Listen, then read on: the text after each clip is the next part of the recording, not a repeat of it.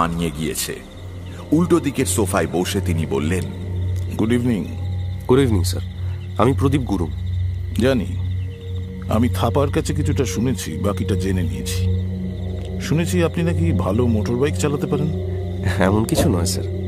2 নম্বরই করেন না, কিন্তু 2 নম্বরই জিনিস রাখেন, তাই তো? তার মানে? গতকাল পর্যন্ত আপনার কাছে একটা বেআইনি পিস্তল ছিল। এখন যে নেই ভাবলেন কি করে? যন্ত্র বলে দিল আপনি কোনো অস্ত্র ছাড়া এখানে এসেছেন। আপনাকে আমার একটা কথা বলার আছে। আপনার মধ্যে যদি ক্ষমতা থাকে তাহলে এইসব ছোট মাপের বেআইনি কাজ করে সময় নষ্ট করবেন না। থাপার কাছে প্রমাণ না থাকলেও 3-3টে ছিনতাইয়ের কাজ আপনি এবং আপনার সঙ্গী করেছেন, এটা আমি জানি, কিন্তু প্রমাণ নেই। তাই আপনি চ্যালেঞ্জ করলে কিছু বলতে পারবো না। চা না কফি? প্রদীপের হঠাৎ শীত শীত করছিল। এই লোকটি খুব শান্ত গলায় কথা বলছেন, মুখ চোখে একটুও উত্তেজনা নেই, অথচ তার সম্পর্কে যেসব কথা বলে গেলেন তা ওর মতো মানুষ কি করে জানলেন তা ওর জানা নেই। প্রদীপ মাথা নাড়ল। কিছু না, থ্যাংক ইউ স্যার। ওকে, শুনুন, আপনার মতো এনার্জেটিক ইয়াং ম্যান আমি খুব পছন্দ করি। আমি আপনাকে একটা কাজ দিতে পারি। ব্ল্যাক লেপার্ড দেখেছেন কখনো? সিনেমায় দেখেছি। এখান থেকে 70 মাইল দূরে সিকিম টিবেট বর্ডারের কাছে কিছু ব্ল্যাক লেপার্ড এখনো আছে বলে শোনা যাচ্ছে। খুব বিরল প্রজাতির প্রাণী। আজ সকালে তাদের দুজনকে দেখা গিয়েছে। তারা তখন যৌন মিলনে ব্যস্ত ছিল। ইম্পসিবল। ভাই, এসব প্রাণীদের মিটিং সাধারণত কেউ দেখতে পায় না। সাধারণত দেখতে পায় না, কিন্তু দেখেছে। সিকিমের একটা ট্যুরিস্ট বাস ওই সময় ওই পথ দিয়ে ওখানে পৌঁছে যায়। তাদের 3 জন যাত্রী ওই দৃশ্যের ছবি তোলে। বাসটা আজই গ্যাংটকে ফিরে গেছে। যাওয়ার পথে বাসের ড্রাইভার একটা পুলিশ স্টেশনে খবরটা দিয়ে যায়। পুলিশ স্পটে গিয়ে কিছুই দেখতে পায়নি। তা আমাকে কি করতে হবে? ওই 3 জন যাত্রীর নাম ঠিকানা জোগাড় করতে হবে। কিন্তু কেন? ব্ল্যাক লেপার্ড গোটা ভারতবর্ষে আর কোথাও নেই। গলা পাল্টালেন, নীরবে মাথা নেড়ে ঘর থেকে বেরিয়ে এলো।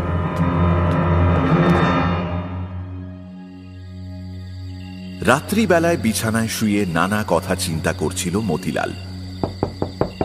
হঠাৎ দরজায় শব্দ হলো। দরজা খুলতে ইচ্ছে করছিল না, কিন্তু দ্বিতীয়বারের শব্দের সময় চাপা নারী কণ্ঠ কানে এলো মতিলালের।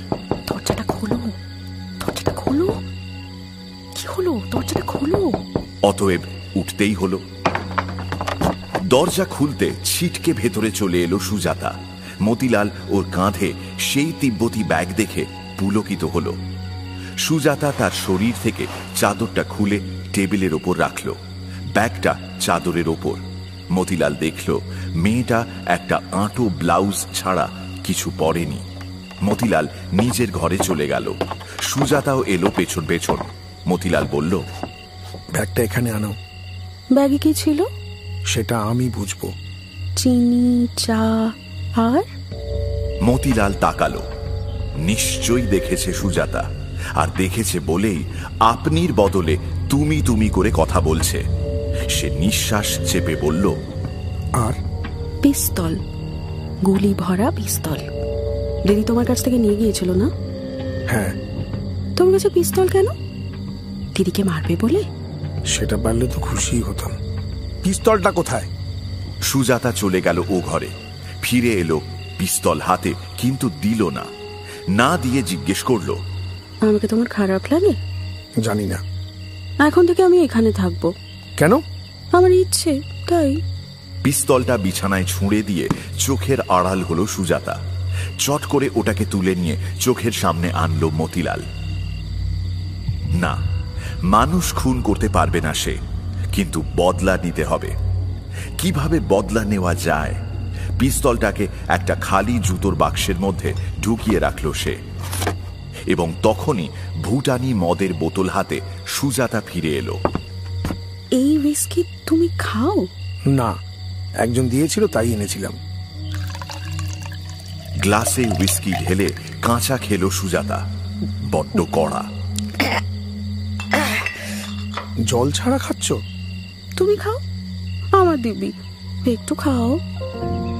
সুজাতার মুখের দিকে তাকিয়ে মতিলালের হঠাৎ যেন অন্য রকম লাগলো। সে সুজাতার বাড়ানো গ্লাসটা নিয়ে মুখে ঢালল। সঙ্গে সঙ্গে কান গরম, গলা জ্বলতে লাগলো। প্রথম ধাক্কা কমে গেলে শরীরে যেন আগুন ছড়ালো। তারপর আবার দ্বিতীয় গ্লাস মুখে ঢালল মতিলাল। তার শরীরে এখন গরম বাতাস পাক খাচ্ছে। গ্লাস বোতল একপাশে সরিয়ে রেখে সুজাতা জামার বোতামে হাত দিল। একটু বাদে মতিলালের মনে হলো এমন পেলব নারী শরীর সে আগে কখনো দেখেনি। দু হাতে সুজাতাকে জড়িয়ে ধরে ওর ঠোঁটে ঠোঁট চেপে ধরল মতিলাল। সমস্ত শরীরে ঝড়। বিছানায় দুটো শরীর যখন পরস্পরকে জানতে জানতে নির্দিষ্ট লক্ষ্যে এগিয়ে যাচ্ছে, ঠিক তখনই সুজাতা বলল, তুমি আমাকে বিয়ে করবে? উত্তর দিতে পারল না মতিলাল, কারণ সেই মুহূর্তেই বাড়িটাকে চমকে দিয়ে বাইরের দরজার বেলের বোতাম টিপল কেউ। শব্দটা মতিলালের নার্ভে আঘাত করতেই সমস্ত উত্তেজনা উধাও। সুজাতা নিচু স্বরে বলল, বাজাক, মনে হচ্ছে দিদি এসেছে। ও না, ও এভাবে বেল বাজায় না। দরজা খুলতেই মতিলাল দেখল সামনে যে দাঁড়িয়ে আছে সে বেশ হ্যান্ডসাম, সিনেমার নায়কের মতো দেখতে।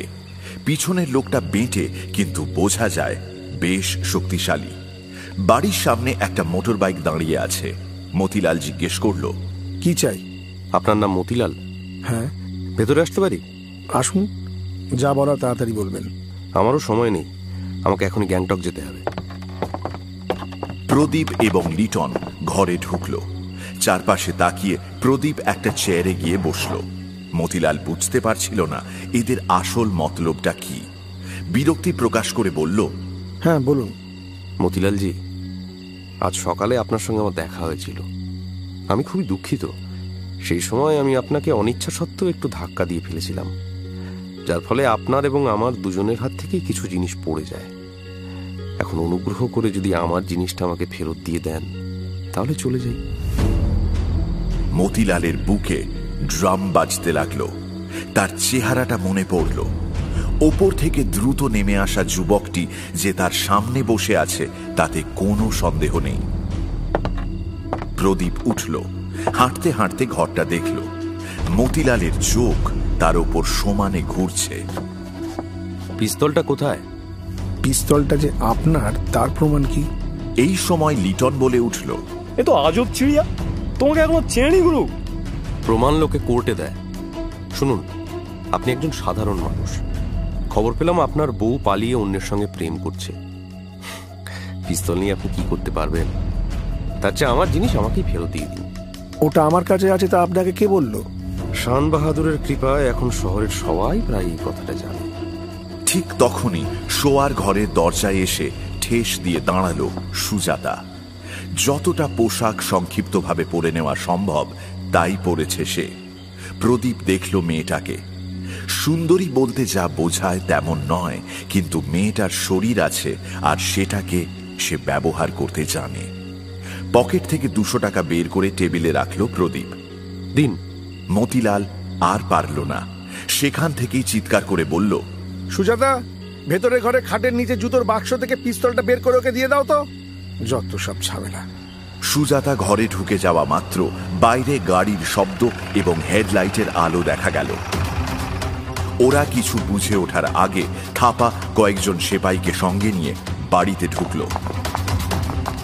প্রদীপ অবাক হয়ে জিজ্ঞেস করল, আপনি এখানে?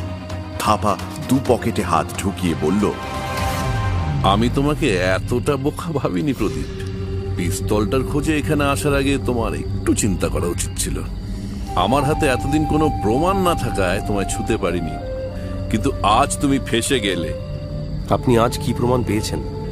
থাপার হুকুম পেয়েই সেপাইরা এসে প্রদীপের শরীর হাতড়ে দেখল। লিটনকেও বাদ দিল না তারা। ওরা কিছুই পেল না। থাপা এবার মতিলালের সামনে গিয়ে দাঁড়ালো। আজ তোর হাড় ভাঙবো আমি। যা জিজ্ঞেস করছি তা জবাব ঠিকঠাক দিবি। ও পিস্তলের খোঁজে এখানে এসেছে, তাই তো? মতিলালকে এখন হতবুদ্ধি দেখাচ্ছে। কোনো রকমে মাথা নাড়ল সে। হ্যাঁ, গুড। তা পিস্তলটা দিয়েছো ওকে? কথা বলো। না, দিইনি। মতিলাল শোয়ার ঘরের দরজার দিকে তাকালো। সেখানে কেউ নেই। কোথায় রেখেছো ওটাকে? আমি রাখিনি। কে রেখেছে? বাঁচতে চাও তো সত্যি কথা বলো। আমি জানি না, কিচ্ছু জানি না। থাপার নজরে পড়ল কিছু টাকা সামনে পড়ে আছে। নোটগুলো তুলে সে গুনল, 200। এই সময় প্রদীপ বলল, আপনি মিছিমিছি সময় নষ্ট করছেন স্যার। সেটা আমি বুঝবো। তোমাদের এই চুরিকে যদি হাজতে ঢোকাতে পারি। এই টাকা কি তুমি দিয়েছো ওকে? আপনি তো পিস্তল খুঁজতে এসেছেন, টাকার খোঁজ নিয়ে আপনি কি করবেন? কিছু বলতে গিয়ে থাপা চুপ করে গেল। তার চোখ মতিলালের ওপর। মতিলাল যেন অনেকক্ষণ থেকে বিপরীত দরজার দিকে তাকিয়ে কিছু লক্ষ্য করার চেষ্টা করছে। থাপা চটপট শোয়ার ঘরের দরজায় পৌঁছে গেল। ঘরে ঢুকেই সে চিৎকার করে উঠল, এই জানলা দিয়ে পালিয়েছে। এই কে ছিল এই ঘরে? পিস্তলটা ওই নিয়ে গেছে। আমি জানি না স্যার, কিচ্ছু জানি না। থাপাকে এখন কিংকর্তব্য বিমূঢ় দেখাচ্ছে। প্রদীপ এগিয়ে গেল। স্যার, আপনি যে কাজটা পাইয়ে দিয়েছেন সেটা করতে হলে আমাকে এখনই গ্যাংটকে রওনা হতে হবে। আপনি বিশ্বাস করুন, আমি পিস্তলটা পাইনি। কথাগুলো যেন থাপার কানে গেল না। প্রায় ঝড়ের মতো বেরিয়ে গেল থাপা তার দলবল নিয়ে। লিটন এতক্ষণ একপাশে সিঁটিয়েছিল, এবার বলল, চলো গুরু, কেটে পড়ি। প্রদীপ মতিলালের দিকে তাকালো। মতিলাল এখন 2 হাতে মুখ ঢেকে বসে আছে। ওর শরীর কাঁপছে। আমি বুঝতে পারছি না, কিচ্ছু বুঝতে পারছি না। ও কেন পালালো? শুনুন, পালিয়ে দার্জিলিং এর কোথাও থাপার হাত থেকে লুকিয়ে থাকতে পারবে না। টাকাটা রইল, যদি পিস্তলটা আপনার হাতে আসে তাহলে ফিরে এসে ওটা নেব আমি। বাইরে বেরিয়ে এলো সে, পিছন পিছন লিটন। এখন বেশ ঠান্ডা, আকাশ পরিষ্কার, অন্ধকার রাস্তায় মানুষজন নেই। সান বাহাদুর, ভাবলাম নেশার ঘরে কথা বলছে, আউট হয়ে গেল। পয়সা দিলাম তবু আমরা চলে আসার পরে সারা পুলিশকে খবরটা দিয়ে দিয়েছে। ছুঁচো মেরে এখন লাভ নেই। গ্যাংটকে পিস্তলটা সঙ্গে থাকলে ভালো হতো। কাল সকালের ফার্স্ট বাস ধরে গ্যাংটকে চলে আসবি। হোটেল ড্রিমল্যান্ডে গিয়ে খবর নিবি। মোটর বাইকে উঠে পড়ে ইঞ্জিন চালু করলো প্রদীপ। লিটন হাঁটতে শুরু করলো বিপরীত দিকে। মোড় ঘুরতেই হেডলাইটের আলোয় একটা মূর্তিকে দৌড়ে মাঝখানে চলে আসতে দেখল প্রদীপ। আলোর বৃত্তে দাঁড়িয়ে যে মূর্তিটা হাত নাড়ছে সে একজন মহিলা। কাছাকাছি আসতেই চিনতে পারল প্রদীপ। সে বাইকটাকে থামাতেই সুজাতা ছুটে এলো কাছে। আমাকে বাঁচান, আপনার পায়ে পড়ি, আপনি আমাকে বাঁচান। আপনি তো গ্যাংটকে যাচ্ছেন, বাড়িতে ঢোকার সময় আপনি জামাইবাবুকে বলেছিলেন আপনি আমাকে গ্যাংটকে নিয়ে চলুন। ওখানে আমার এক পিসি থাকে, ওখানে গেলে এখানকার পুলিশ আমাকে কিচ্ছু করতে পারবে না। কাল সকালের বাস ধরে চলে যাও। তার সুযোগই পুলিশ আমাকে দেবে না। আপনার পিস্তলটা বাঁচাতে গিয়ে আমি কি বিপদ ডেকে আনলাম বলুন তো। আমাকে তো তুমি চেনো না, আমাকে বাঁচিয়ে তোমার লাভ কি? তুমি তো তোমার জামাইবাবুকে বাঁচাতে গিয়েছিলে। আমি আপনাকে চিনি, দার্জিলিং এ দেখেছি। আর জামাইবাবুকে বাঁচাতে হলে পালাতাম না, জানলা দিয়ে পিস্তলটা ছুঁড়ে ফেলতাম বাইরে। ওটা তোমার কাছে আছে? হ্যাঁ, আপনি আমাকে গ্যাংটকে নিয়ে যান, তারপর আপনাকে দেব। তুমি বাইকে কি করে যাবে? গায়ে তো বেশি জামা কাপড় নেই, তোমার ঠান্ডা লাগবে যে। লাগুক, তবু এখান থেকে যেতেই হবে। ঠিক আছে, তুমি স্টেশনের সামনে গিয়ে দাঁড়াও, আমি 15 মিনিটের মধ্যে আসছি। সাবধান, পুলিশ যেন তোমাকে দেখতে না পায়। আপনি আমাকে ফেলে চলে যাচ্ছেন না তো? তোমাকে ফেলে আমি চলে যেতে পারি, কিন্তু আমার পিস্তলটাকে নিয়ে যাওয়াটা খুব জরুরি। 15 মিনিট বাদে প্রদীপ যখন স্টেশনের পাশে রাস্তায় বাইক দাঁড় করালো তখন চারপাশে ঘন কুয়াশা। এতটা পথ মোটর বাইকে যাওয়ার সম্পূর্ণ প্রস্তুতি নিয়ে এসেছে সে। এপাশে ওপাশে তাকাতেই অন্ধকার থেকে বেরিয়ে এলো সুজাতা। তার 2 হাত বুকের ওপর, শীতে কাঁপছে সে। প্রদীপ নিজের ওভারকোট, টুপি, মাফলার দিল। সেটা পরে বাইকের পেছনে উঠে বসলো সুজাতা। দার্জিলিং থেকে তিস্তা বাজার হয়ে কালিম্পংকে ডান দিকে রেখে মধ্যরাত্রে গ্যাংটকের দিকে ছুটে যাওয়াটা মোটেও আরামদায়ক নয়। কিন্তু প্রদীপ যাবতীয় প্রাকৃতিক প্রতিরোধকে উপেক্ষা করার চেষ্টা করছে। লিটনকে সঙ্গে না নিয়ে রওনা হওয়া ভুল হচ্ছিল, সেটা কিছুটা দূর আসার পরই টের পেয়েছিল সে। এখন লিটনের বদলে সুজাতা পিছনে থাকায় কোনো কথা না বলা সত্ত্বেও তার মনে হলো এই কষ্টকর যাত্রায় সে একা নেই।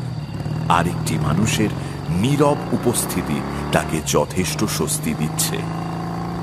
পাহাড়ি রাস্তায় সন্ধে ঘন হয়ে গেলে নিতান্ত নিরুপায় না হলে কেউ গাড়ি চালায় না। একটানা যেতে যেতে বাইক গরম হয়ে উঠেছে বেশ। প্রদীপ রাস্তার পাশে একটা সমান জায়গা পেয়ে বাইক দাঁড় করালো। নিচে পা দিতে গিয়ে বুঝতে পারল পায়ে ঝিঁঝি ধরে গেছে, সোজা হয়ে দাঁড়ানো যাচ্ছে না। মাঝে একবার বাইককে বিশ্রাম দেওয়ার জন্য দাঁড়াতে হলো কিছুক্ষণ। সুজাতা বাইক থেকে নেমে দাঁড়ালো। তোমার ঠান্ডা লাগছে না? লাগছে, কিন্তু সহ্য করা ছাড়া উপায় নেই। এইভাবে এক কথায় দার্জিলিং ছেড়ে চলে এলে ওখানে কেউ চিন্তা করবে না? আমার জন্য কেউ চিন্তা করে না। কেন, জামাইবাবু, দিদি? দিদি তো মুক্তি পাবে। জামাইবাবু জামাইবাবু আজকের আগে আমার দিকে ভালো করে কখনো তাকাননি। আজ যে আমার মাথায় কি ঢুকলো। নিজের বিপদ নিজে ডেকে আনলে। ঠিক বলেছেন। আমরা গ্যাংটকে পৌঁছে যাব ভোরের মধ্যে। ও ভালো কথা, ওই সময় পিসির বাড়িতে গেলে তুমি অবাক হবেন না? জানতে চাইবেন না কিভাবে এলে? সেটাই তো স্বাভাবিক, একটা কিছু উত্তর দিতে হবে। তুমি বিবাহিতা? এক সময় ছিলাম, এখন নই। প্রদীপ আর কথা বাড়ালো না। ওরা গ্যাংটকে ঢুকলো যখন, তখন শহর ঘুমন্ত। ইতিমধ্যে আকাশের চেহারা বদল হয়েছে। সিকিমের আকাশে এখন গুঁড়ি গুঁড়ি মেঘ। সূর্যদেবের ওঠার কোনো আয়োজনই নেই। রাস্তার আলোগুলো বুড়ি ডাইনির চোখ হয়ে জ্বলছে। কোথায় নামবে? আপনি কোন দিকে যাচ্ছেন? Hotel Dreamland. বাড়ির কাছাকাছি না নামলে তোমার এখন একা হাঁটা ঠিক হবে না। তুমি আমার সঙ্গে চলো, আলো ফুটলে পিসির বাড়ি চলে যেও। হোটেল ড্রিমল্যান্ড কুলি নয়। এর আগে দুবার গ্যাংটকে এসে এখানেই উঠেছিল প্রদীপ। এই সময় কাউন্টারে লোক থাকার কথা নয়, কিন্তু কয়েকজন ট্যুরিস্ট সাইট সিইং এ যাচ্ছে বলে হোটেলের কর্মচারী জেগেই ছিল। ডাবল বেডের একটা রুম নিয়ে নিল প্রদীপ। লিটন আসবে দুপুরের আগেই, ওর জন্য ব্যবস্থা রাখা দরকার। ঘরে ঢুকে সুজাতা জিজ্ঞেস করল, আপনি ডাবল বেড নিলেন কেন? এবার খেয়াল হলো প্রদীপের। সুজাতা কি তাকে সন্দেহ করছে? প্রদীপ হেসে বলল, নিলাম। আপনি কি করে ভাবলেন এখানে আমি থাকবো? সারা রাত ধরে আমার বাইকের পিছনে বসে আসবে, এটাও তো কখনো ভাবিনি। আমি যাচ্ছি। বসো বসো। আমার এক বন্ধু আসবে সকালের বাসে, যে আমার সঙ্গে তোমার জামাইবাবুর বাড়িতে গিয়েছিল। এই ব্যবস্থাটা তার জন্য। যাও, মুখটা ধুয়ে ফ্রেশ হয়ে এসো। এগিয়ে যাওয়ার সময় নিচু গলায় সুজাতা বলে গেল, সরি। দুঃখিত হওয়াটা সন্দেহ প্রকাশের কারণে এটা বুঝেও না বোঝার চেষ্টা করল প্রদীপ। এখন একটু ঘুমিয়ে নেওয়া দরকার। সকাল 8টার মধ্যে বেরিয়ে কাজ শুরু করতে হবে। চা আর বিস্কুট শেষ করে একটা বিছানায় লম্বা হলো প্রদীপ। আমি 8টা পর্যন্ত ঘুমোবো, ততক্ষণ কথা না বললে উপকার করা হবে। তাহলে এটা রাখুন। পিস্তলটা বের করে বিছানার উপর রেখে সুজাতা বাথরুমে চলে গেল।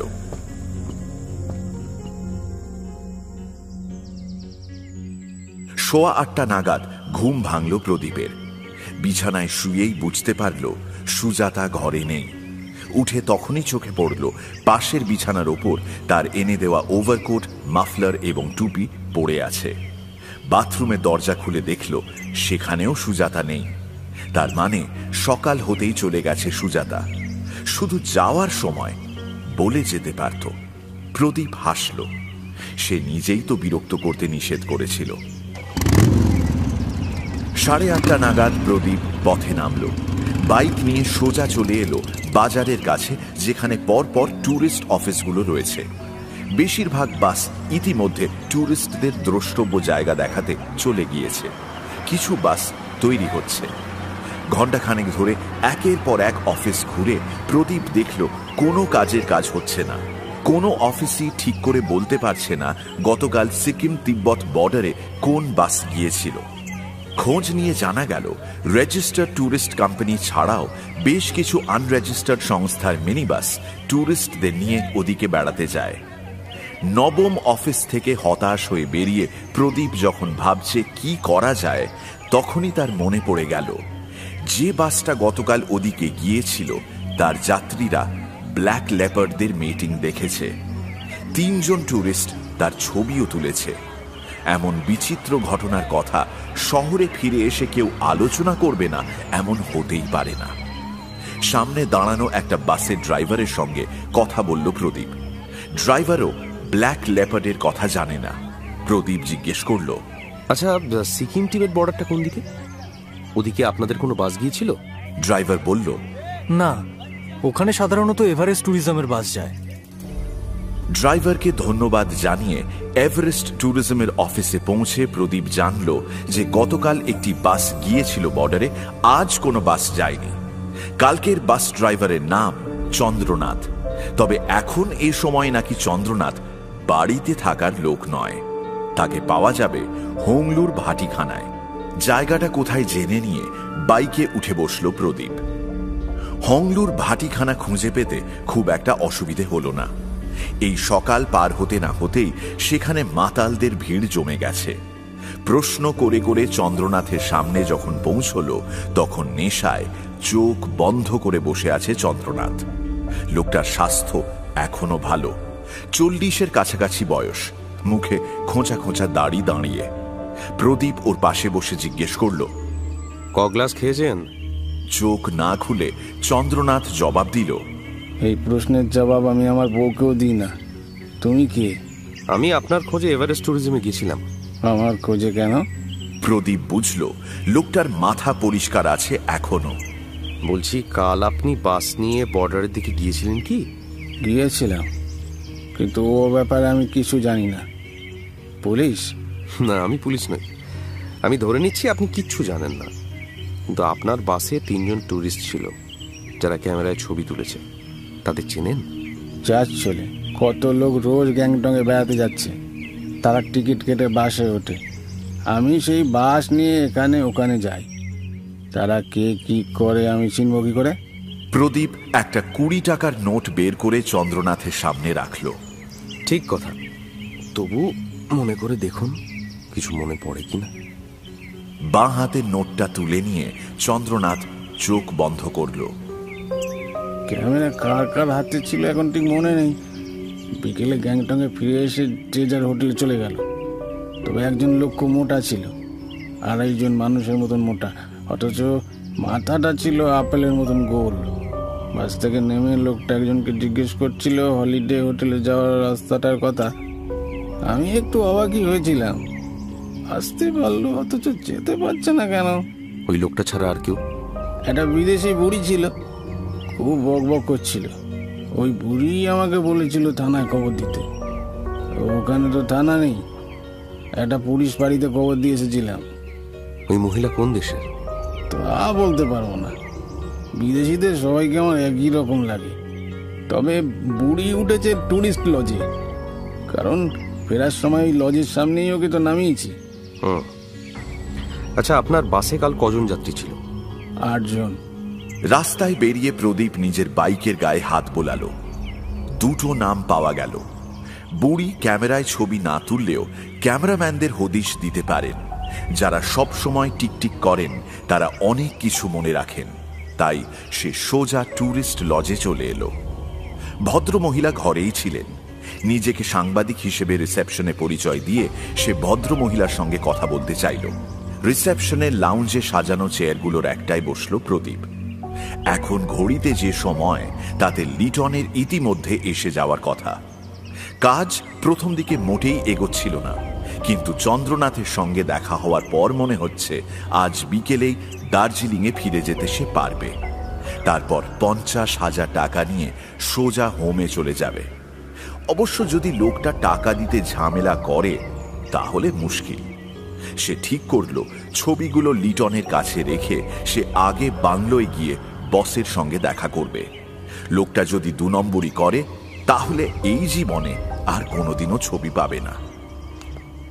ভাবতে ভাবতে প্রদীপ দেখতে পেল এক মধ্যবয়সিনী বিদেশিনী এদিক ওদিক তাকাতে তাকাতে এগিয়ে আসছেন। মহিলার পরনে সাদার ওপর নীল বৃত্ত আঁকা সাধারণ একটি গাউন। প্রদীপ উঠে দাঁড়িয়ে সম্ভাষণ জানালো। হ্যালো, ভদ্রমহিলা সামনে এসে দাঁড়ালেন। লম্বায় প্রায় 5 ফুট 9 কি 10। মুখের চামড়া শুধু বলছে ওর বয়স হয়েছে, কিন্তু শরীর এখনো মজবুত। ইয়েস। আমার নাম প্রদীপ গুরুং, আমি একজন সাংবাদিক। ও, এতক্ষণে খবরটা পেয়েছেন। বসুন বসুন। আমার নাম লিসা। ভদ্রমহিলা বসলেন। উনি আবার বলতে শুরু করলেন। এরকম একটা ঘটনা ঘটে গেল, পুলিশকেও জানানো হলো, কিন্তু কেউ যে কেন মাথা ঘামাচ্ছে না তা বুঝতে পারছি না। আসলে কিছু মনে করবেন না, আপনাদের দেশের ব্যাপার স্যাপারগুলো আমার মাথায় ঠিক ঢুকছে না। আপনি কতদিন আছেন এখানে? কালই চলে যাব। ম্যাডাম, গতকাল আপনি ক্যামেরা নিয়ে গিয়েছিলেন? কাল কপাল খারাপ ছিল, আমার ক্যামেরাটা হঠাৎই বিগড়ে গিয়েছিল। নইলে ক্যামেরা ছাড়া আমি কোথাও এক পা যাই না। খুব দামি ক্যামেরা বলে এখানে সারাতে দিতে চাই না।